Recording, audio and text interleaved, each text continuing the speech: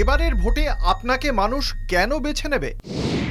সারা বছর আমি মানুষের পাশে থেকে মানুষের আপদে বিপদে তাদের সঙ্গে থেকে তাদের পাশে থেকে কাজ করবার চেষ্টা করি।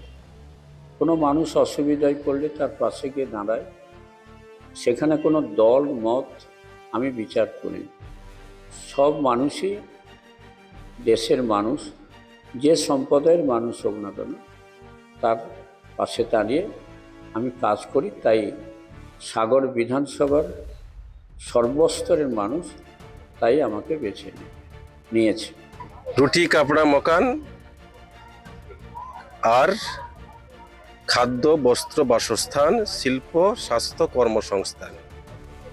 কর্মসংস্থানের ক্ষেত্রে জোয়ার, শিল্পের জোয়ার, আর দুর্নীতির ক্ষেত্রে একেবারে নির্মূল করে জিরো টলারেন্স পশ্চিমবঙ্গের বুকে নারীর শাসন ব্যবস্থাকে, নারীদের প্রতি যে অমর্যাদা তাকে সম্পূর্ণভাবে বিলুপ্ত করে পশ্চিমবঙ্গের বুকে একটা রাম রাজ্য গড়ার লক্ষ্যে মানুষ বিজেপিকে ভোট দেবে। এসআইআর কি শাসকের পক্ষে যাবে নাকি বিরোধীদের পক্ষে যাবে?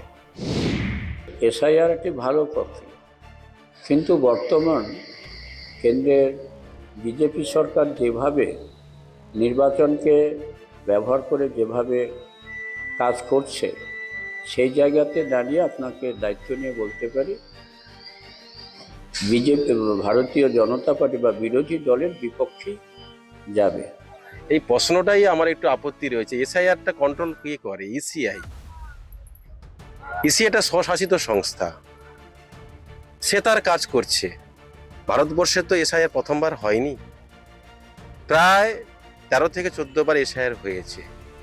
ইসিআইয়ের কাজ করছে, মানুষ মানুষের কাজ করবে। ভোট তো হবে এসআইআর নিয়ে নয়, ভোট হবে মানুষের রুটি রুজি নিয়ে, মানুষের শিক্ষা ব্যবস্থা নিয়ে, মানুষের স্বাস্থ্য ব্যবস্থা নিয়ে। আজকে ছেলে মেয়েদের ভবিষ্যৎ কথায়, এটাই তো হচ্ছে আমাদের ভোটের মানুষের অধিকারের লড়াই।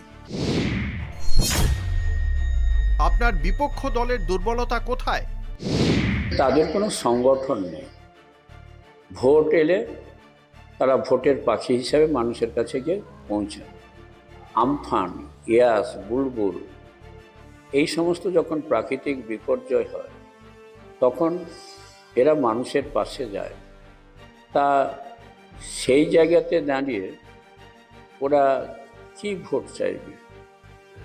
আমার তো দৃঢ় বিশ্বাস যে আমাদের এই বিধানসভাতে যিনি বিজেপির প্রার্থী হয়েছেন তিনি বিপুল ভোটে তিনি পরাজিত হবেন, আমার দৃঢ় বিশ্বাস এবং বিপক্ষ দলের দুর্বলতা সারা পশ্চিমবঙ্গের বুকে, যারা আপনারা গণতন্ত্রের চতুর্থ স্তম্ভ হিসাবে কাজ করছেন, আপনারা নিশ্চয়ই জানেন চারিদিকে পশ্চিমবঙ্গের যে নারী শক্তিকে একেবারে ধুলোয় মিশিয়ে দিয়ে নারীদেরকে অমর্যাদায় পরিণত করা, শিক্ষা ব্যবস্থায় দুর্নীতি, শিক্ষা ব্যবস্থা একেবারে ভেঙে দেওয়া, স্বাস্থ্য ব্যবস্থা ভেঙে দেওয়া, আর চারিদিকে কাটমানি রাজত্বে সমস্ত মন্ত্রী জেলে যাওয়া, এগুলোই হচ্ছে বর্তমান শাসক দলের বিগত 15 বছরের ইতিহাসের জ্বলন্ত দলিল।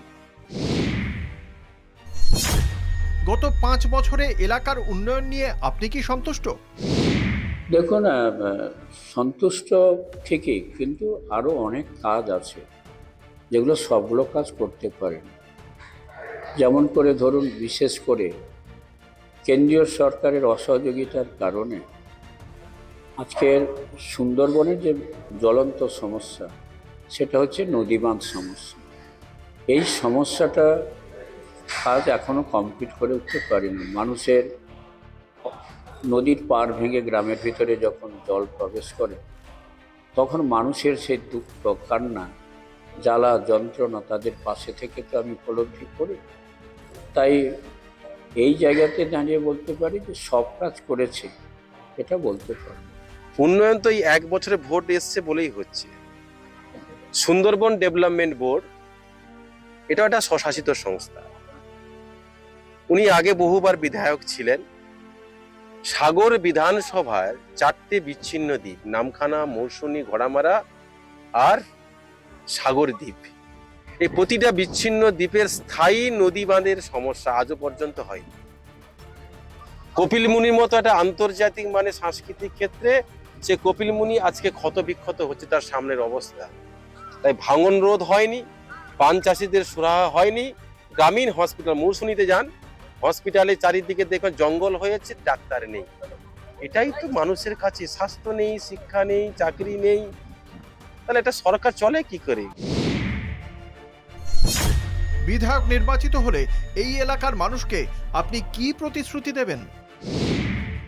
নামখানা ব্লকে বিশেষ করে আমাদের ওই ফেজারগঞ্জ যে এটা রয়েছে ফেজার সাহেবের নাম, ওই ফেজার সাহেবের একটি আবক্ষ মর্মর মূর্তি স্থাপন করা এবং সঙ্গে সঙ্গে সেখানে একটি পার্ক করা, মিউজিয়াম পার্ক করা, আর একটা টার্মিনাল বাস স্ট্যান্ড, মানে নামখানা, যেটা ভারতবর্ষের বিভিন্ন প্রান্ত থেকে মানুষরা হাতানিয়া দুয়ানা নদীর উপর ব্রিজ হওয়ার ফলে সরাসরি আসছে। ফলে এখানে বাস টার্মিনাল না থাকার জন্য এখানে আমি বকখালিতে একটা বাস টার্মিনালের জন্য আমরা একটা জায়গা নির্দিষ্ট করেছি, সেই কাজটা আমরা সম্পূর্ণ করি। দ্বিতীয়ত হচ্ছে এখানে